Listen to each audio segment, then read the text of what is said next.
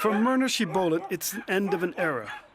The legal battles are over, and the Lands Authority are evicting her from her home, and she's closing down the Shaar Hagai Kennels. I feel disappointed in the country. I feel depressed. I'm very discouraged about what's happened here, and that nobody seems to care about things like this or about people anymore. They only care about politics and making money. Just off the highway to Jerusalem, it's one of the most iconic sites in Israel. In 1936, the British built pumping stations to bring water from Rosh Hashanah to the capital.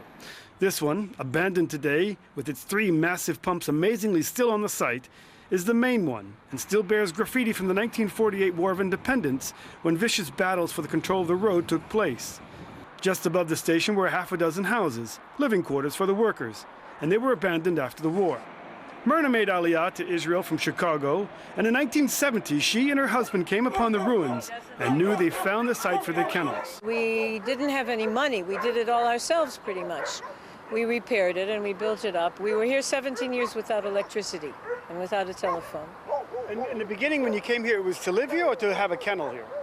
The idea to come to an isolated place like this was so that we could be in a place where we could raise the dogs and it wouldn't bother anybody.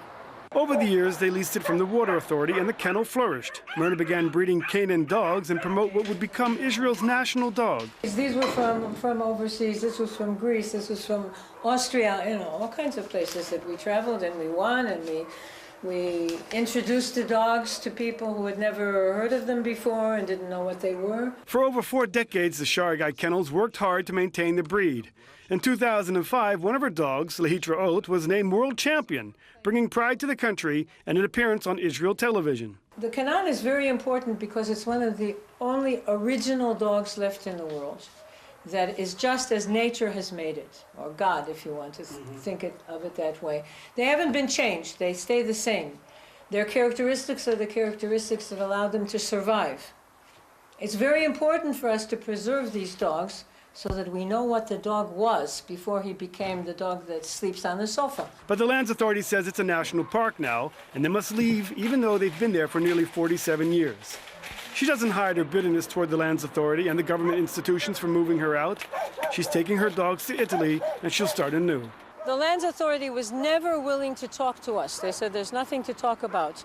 I don't know why, because I think that in a national park, there's no better place than the national dogs being there. But they never were willing to even discuss it with us.